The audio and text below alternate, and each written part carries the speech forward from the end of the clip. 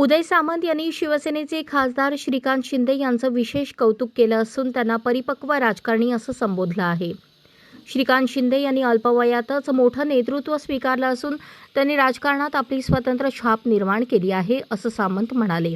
त्यांची निर्णय क्षमता, जनता संपर्क आणि राजकीय समज लक्षवेधी असल्याचंही त्यांनी नमूद केलं.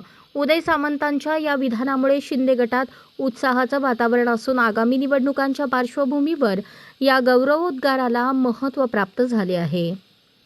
हे बघा, एखाद्यानं बालिश उल्लेख करून एखादा बालिश होत नाही. श्रीकांत शिंदे हे अतिशय परिपक्व राजकारणी आहेत.